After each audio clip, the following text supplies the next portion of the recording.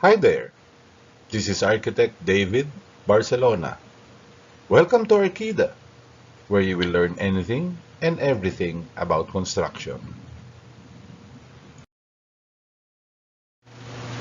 Now this is part 2 of the wall finish series.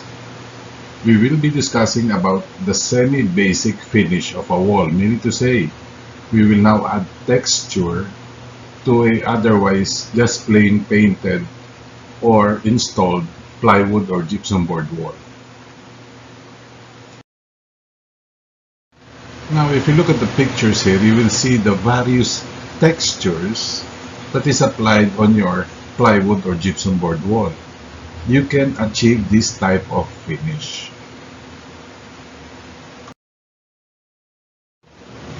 Knockdown finish. When it comes to do-it-yourself wall texturing projects, the knockdown style is among the easiest ones to craft even by inexperienced people. This wall texture type is recommended for homeowners that favor rustic patterns that are somewhat similar to stucco. It works great for improving the depth of the drywall for that reason. Creating a knockdown wall texture requires cleaning and preparing the wall with a quality primer. Then you need to spray a mixture of drywall compound and water for creating dimpled textures. To obtain that stucco-like finish, the knockdown style requires a finishing knife to smooth out some of the bumps. The resulting aesthetic can seem messy, but it's sure to be visually satisfying. Knockdown wall texturing projects can require different waiting times after spraying, depending on the size of the room. You can start creating the texture after spraying in a large room, but smaller areas will need around 15 minutes to allow the dimples to become flatter. Starting the work with your finishing knife too early can create undesirable effects, so make sure you get the time right for a properly flattened texture.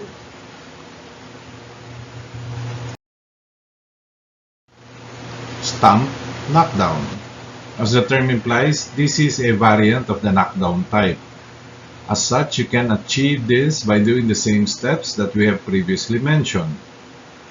The only difference is that instead of a drywall knife, you need to use a paint roller and a stump brush to get the design, and the mud is directly applied to the drywall. For knockdown types, compound mud is the most versatile material to use.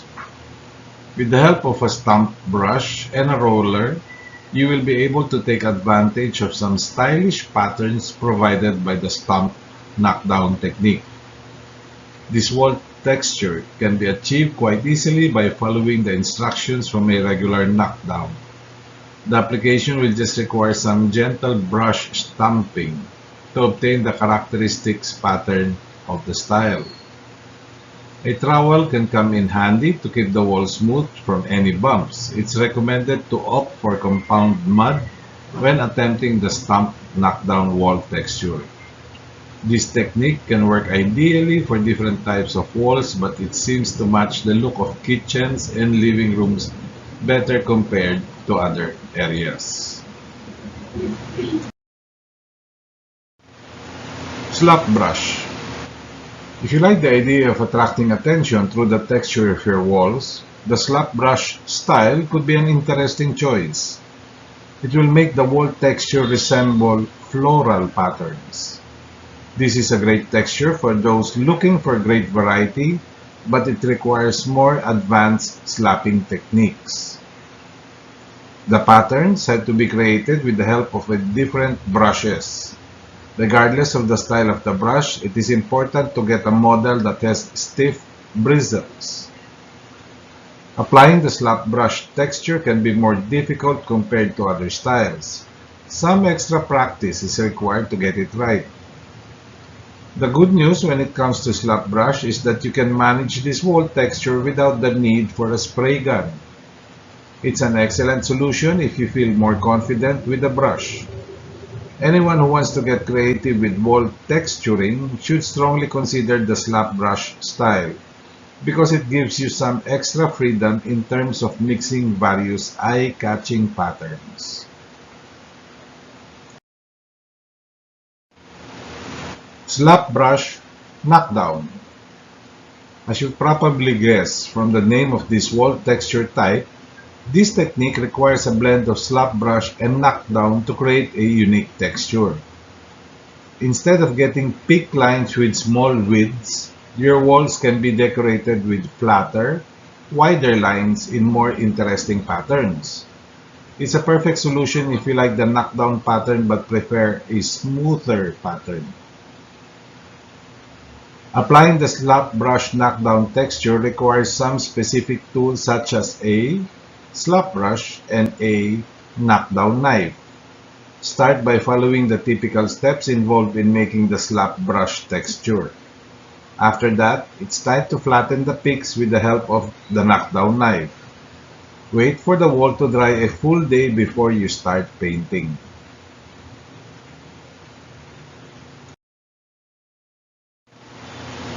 Popcorn. The popcorn type of wall texture is a solid choice for homeowners who want to focus primarily on concealing wall flaws. This is where this texture performs ideally. It's also a reliable soundproofing option compared to others because of its thick style. The popcorn texture is particularly recommended for ceilings, but it works nicely for any wall in the room. Some people refer to this type as cottage cheese texturing, and it's not hard to see why, judging from the resulting appearance of the wall. If you're interested in this type of wall texture, keep in mind that it's not the easiest to remove. The good news is that it's easier to apply in a do-it-yourself fashion.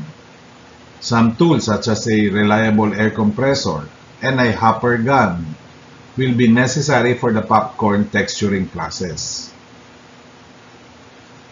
The process for creating this kind of wall look starts by getting your hands on a pre-mixed popcorn texture. Make sure the wall is primed before applying the product. The texture has to be combined with water and sprayed using the hopper gun powered by the compressor. If you want more than just wall texturing, the popcorn style allows for easy painting to change the color as well. Comb. Another classic technique that's favored by many homeowners. The comb wall texture involves making lines and shapes in simplistic yet visually pleasing patterns. By focusing on making the lines with different widths, you will be able to craft a particularly stylish appearance. As the name of the wall texture type suggests, you will need a special tool that resembles a comb. We recommend going for a drywall trowel with small teeth to create the desired comb textured look. Some people prefer to take it a step further and make complete concentric circles by mixing the lines. This is a bit more difficult, so it's best to get a testing drywall piece where you can practice first before trying out the texture on the entire wall.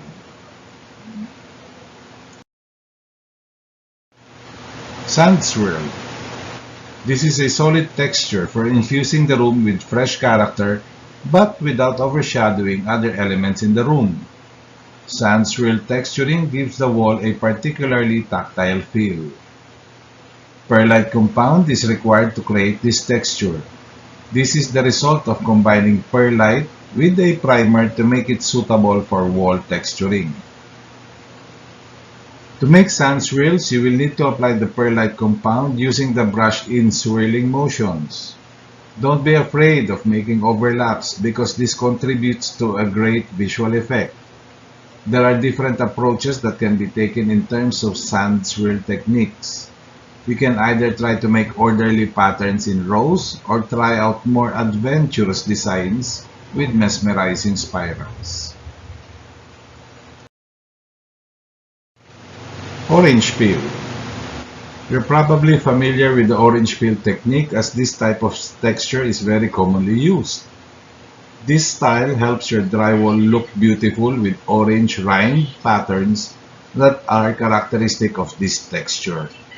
It's not particularly hard to apply and many homeowners consider orange peel practical for a wide range of wall texturing projects around the house. Similar to other wall texture types, this style needs spraying with a dedicated tool. It's possible to use a roller, but it has to have a thick nap to provide comparable results. The application process will require an initial priming stage to make sure that you have a proper surface to work with. The drywall compound mix should have a balanced consistency like resembling pancake batter. It's recommended to go for small splatters initially until you will feel more confident to create patterns using heavy splatters. While the dimpled texture of the wall in this style can be compared to orange peels from up close, the texture should seem smooth when seen from a distance. A second coat might be required to create a finished look for this wall texture.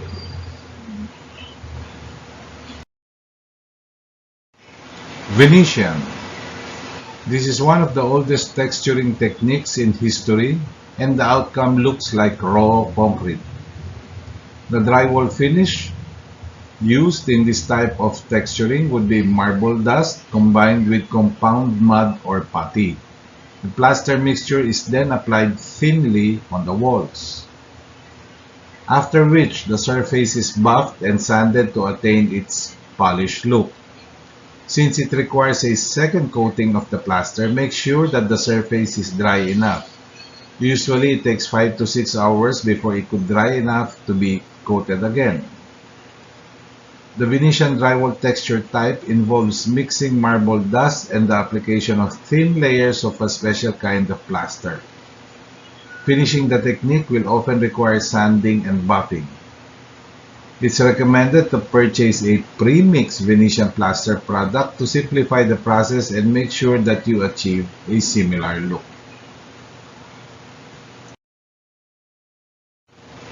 Skip trowel. Another type of wall texture that shows off many similarities with the knockdown style. The skip trowel technique could be an excellent choice if you want a uniquely patterned wall. This method is ideal for taking advantage of your artistic choices and beautify any wall in your home. For this wall texturing style, it is recommended to use a high-quality drywall trowel. The skip trowel technique involves the use of an additional layer of drywall mud that's applied to a slight angle. Make sure you use another clean trowel for this step. The second application is when you can craft some interesting patterns by taking mud bed pieces and raising the entire coating. Depending on the initial mud application, you will be able to obtain various depth levels for this texture type. Rosebud. The Rosebud wall texture is like a mix of stamping and brushing techniques that are designed to have an even look. It gets its name from the creation of a round stamp that can imitate the appearance of a rose. This is another favorite for many people who enjoy floral patterns for their wall textures. The stamp can be carefully applied to show off a center bud and petals.